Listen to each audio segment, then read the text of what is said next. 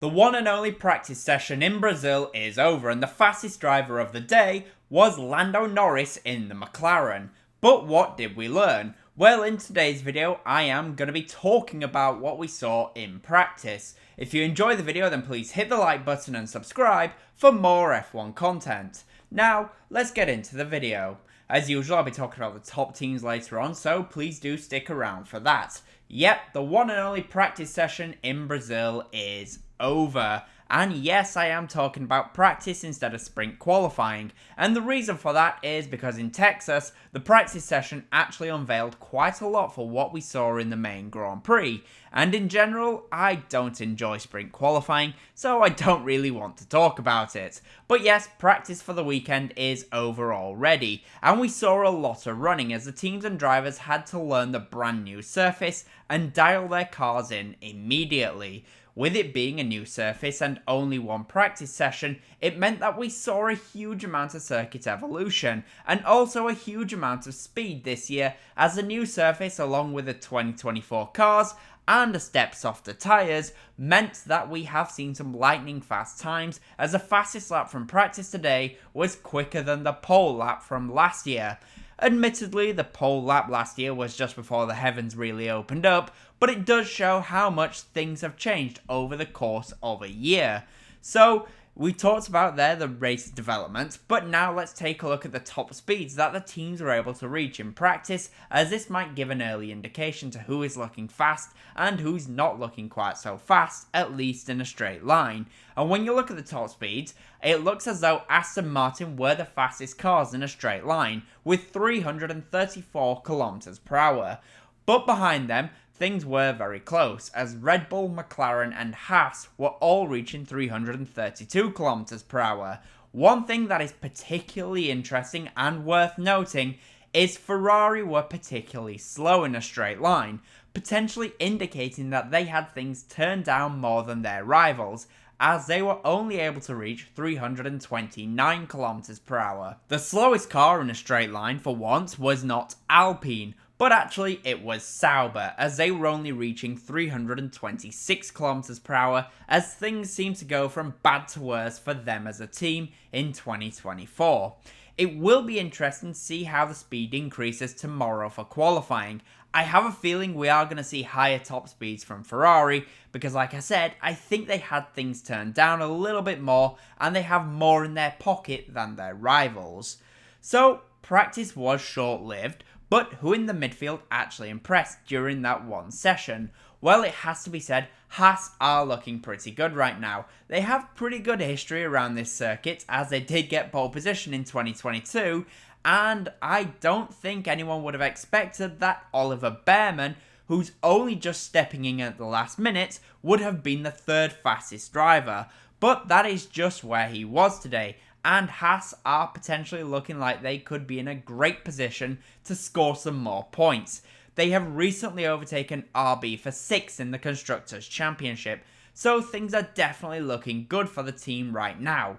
Hulkenberg was also the 8th fastest driver, and the only other midfield driver between them was Alex Albon in the Williams, who does look like he's finally having a better weekend after a few tricky ones. But for Haas, right now, if they can keep this up, then there is a real chance that they might secure 6th place in the Constructors' Championship. They might want to try and fight for 5th place, but for me, 5th place is probably a little bit too much for them. But even so, 6th place will mean that they get some much needed prize money to help them to develop their team even further. I just want to say, if you are enjoying the video so far, then I would really appreciate it if you hit the like button and subscribe for more F1 content. But now, let's get back to the video and let's talk about Mercedes. For Mercedes then, practice was good in the sense that Russell was second fastest. However, the Mercedes looked like it was really struggling overall, and I don't think they are actually going to be anywhere near second place. The circuit has been resurfaced this year, however both Lewis Hamilton and George Russell were complaining quite heavily that they were really suffering with bouncing, which is a bit of a surprise. You wouldn't have expected a new surface to be so bumpy, but for Mercedes it really looks like that was the case. In general, in the longer runs, Mercedes look like they could be solidly the 4 fastest cars, which probably means another P6 and P7 is on the cards because they will at least beat Perez most probably.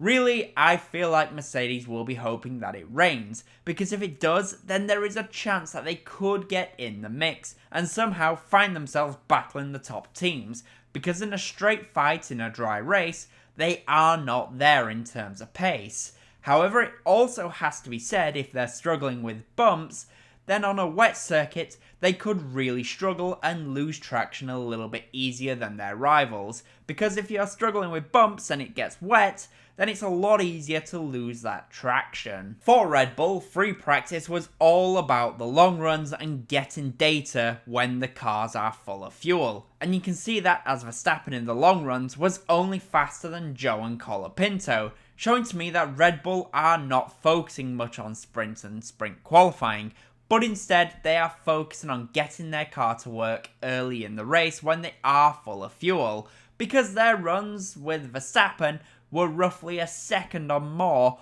off of Charles Leclerc and Carlos Sainz in the Ferrari, and there is no way that Red Bull are actually this much slower than Ferrari. I have a feeling Ferrari might have been looking more at medium levels of fuel, so they have a better indication for sprint race, and that would make a lot of sense. For Red Bull, they are taking a penalty, at least with Max Verstappen, so it probably looks like they're going to be focusing on that full fuel runs for Max Verstappen, because he will need to make some early moves in the race if he does want to have a chance of winning the Brazilian Grand Prix, if it is of course dry.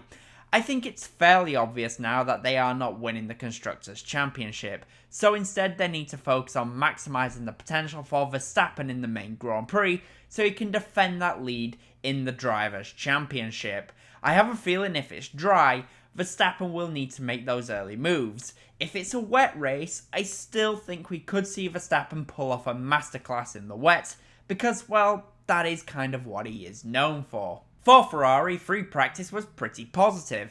Yes, they were not the fastest overall when it came to the lap, but there is a chance that they had things turned down more than their rivals, given the top speed that we saw, and if this is the case, then there is a possibility we could see them once again fighting at the front for pole position in both qualifying session and also sprint qualifying session. And they could also once again be at the front in the race. Both Charles Leclerc and Carlos Sainz looked for the most part to be pretty comfy. There was a few offs, but we did see that from quite a few drivers. The very black surface means that Ferrari could be in a good position if qualifying is dry as well. The reason for this is because, as we have seen all season, Ferrari tend to struggle a little bit with tyre warm-up. However, with the steps off the tyres and a very black surface, it will mean that circuit temperatures will be higher, so they won't need to worry about getting their tyres up to temperature. Also, the very soft C5 tyres should mean that we see speed from them immediately. I am quietly confident that Ferrari should be at least the second fastest team this weekend, and very much in the mix to be challenging to be the fastest. Finally, for McLaren then, it looks like for them things are pretty good so far. Lando Norris was the fastest driver in the practice session, and in general McLaren are looking to be pretty handy at the moment, and I anticipate this could be a great weekend for them, especially if the circuit is bumpy like it does kind of look like at the moment. A bumpy circuit with a slow, tight infield is going to help McLaren and Lando Norris in their quest to try and potentially overhaul Max Verstappen, as a Red Bull is still not as strong as McLaren in tighter, slower corners. I think we could be in for another close fight between McLaren and Ferrari, with the Ferrari cars splitting the two papaya cars in Grand Prix conditions. Oscar has had a few not so great weekends recently, but I think this is a great opportunity for him to get back on track and help McLaren in both championships, and I think he might just do that this weekend. So what are my predictions then for the sprint race? Yep, we've not even seen sprint qualifying as I'm making this video, but still, what are my thoughts for what the top 5 will be in the main sprint race itself? Well, in P5 I'm going to go for Carlos Sainz in the Ferrari, P4 will be Oscar Piastri in the McLaren, P3 will be Max Verstappen in the Red Bull, P2 will be Charles Leclerc, and I think Lando Norris will win the sprint race. But those are my thoughts. The question is, what do you guys think will happen? In the comment section down below, please do let me know. And as always, comment, leave a like, and subscribe for more F1 content. Thank you all so much for watching.